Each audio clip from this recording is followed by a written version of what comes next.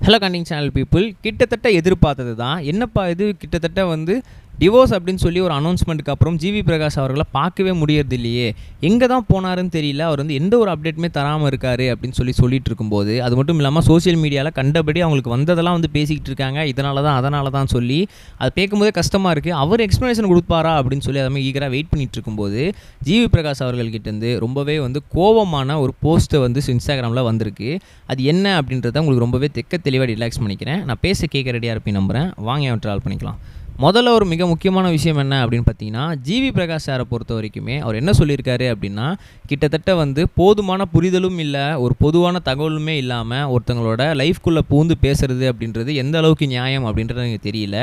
கிட்டத்தட்ட வந்து 2 பேர் கல்யாணம் பண்ணிக்க போகிறாங்க, இல்லை 2 பேர் வந்து பிரிய போகிறாங்க அப்படின்னா, அது 2 மனசுக்கு உண்டான ஒரு முக்கியமான ஒரு விஷயம். அது அவங்களோட பர்சனல் லைஃப். அதில் நம்ம உள்ளே பூந்து நமக்கு தோன்ற வார்த்தைகளோ, நம்மளுக்கு கற்பனையாக எழுதணும்னு நினைக்கிற வார்த்தைகளையோ உள்ளே போட்டு பேசி அவங்க 2 மனசையுமே புண்படுத்துறது, அவங்களுக்கு சம்மந்தப்பட்ட மனசுகளை புண்படுத்துறது அப்படின்றது எந்த அளவுக்கு வந்து ஒரு சரியான செயல் நீங்கள் நினைக்கிறீங்க? எனக்கு அப்படி தோணவே இல்லை. ஒருத்தங்களோட தனிநபர வாழ்க்கைக்குள்ளே புகுந்து அவங்களோட வீட்டில் இருக்க விஷயங்கள்லாம் வெளிப்படையாக வெளியே சொல்கிறது வந்து தமிழர் மரபு அப்படின்னு சொல்லி நினைக்கிறீங்களா? அந்தளவுக்கு தமிழரோட மரபு வந்து தரம் தாழ்ந்து போயிடுச்சா அப்படின்னும் எனக்கு சந்தேகமாக இருக்குது. ஏன் அப்படின்னு கேட்டிங்கன்னா, கிட்டத்தட்ட வந்து உங்களோட இஷ்டத்துக்கு நீங்கள் வந்து எல்லாத்தையுமே பேசிக்கிட்டு இருக்கீங்க. கிட்டத்தட்ட வந்து நான் உங்களால் தான் டைரக்டருக்கான, உங்களால் தான் வந்து நான் வந்து ஆக்டர் ஆகிருக்கேன், மியூசிக் டைரக்டர் ஆகிருக்கேன். ஸோ இதனால் வந்து தான் வளர்த்து விட்ட பையன்தான் அப்படின்னு சொல்லி அந்த உரிமையில் நீங்கள் வந்து பேசுகிறது எனக்கு நல்லாவே புரியுது. பட் இருந்தாலும் கூட நீங்கள் நினைக்கிற மாதிரி எந்த ஒரு விஷயமே நடக்கவே இல்லை. ஏன்னா வந்து எங்களோட க்ளோஸ் நண்பர்கள், அது மட்டும் இல்லாமல் எங்கள் ரிலேட்டிவ்கள், எங்கள் அக்கம் பக்கத்தில் இருக்கிறவங்க, எங்களோட நல்லா நெருங்கி பழக்கிற எல்லாருக்குமே தெரியும் நாங்கள் எதனால் பிரிஞ்சிருக்கோம் அப்படின்னு சொல்லி.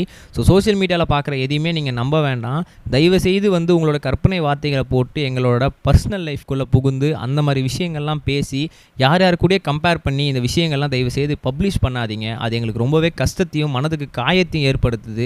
எங்களுக்கு ரொம்ப நெருங்கிய மனதோட காயத்தையுமே பெரிய அளவில் பாதிக்குது. ஸோ அதை இனிமேல் பண்ண மாட்டீங்கன்னு நம்புகிறேன். உங்களோட பேரன்புக்கு ரொம்பவே நன்றி அப்படின்னு சொல்லி ஜிவி பிரகாஷ் அவர்கள் இப்போ ஒரு பெரிய ஆர்டிக்கலை வந்து ரிலீஸ் பண்ணியிருக்காரு.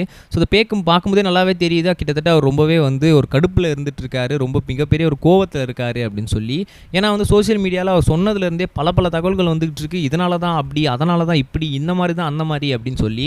ஏன்னா வந்து நிறைய பேர் வந்து நடிகைகள் அப்படின்னு சொல்லி அவங்களோட பேரெல்லாம் வந்து குறிப்பிட்டு இருக்காங்க. ஸோ அதெல்லாத்துக்குமே வந்து ஒரு முற்றுப்புள்ளி வைக்கணும். அது எல்லாமே வந்து பக்காவான வதந்திகள். ஸோ அது எதையுமே நம்பாதீங்க. எங்களுக்கு தெரியும் நான் எதனால் பிரிஞ்சோம் அப்படின்னு சொல்லி நம்மளோட ஜிவி பிரகாஷ் அவர்கள் சொல்லியிருக்காரு.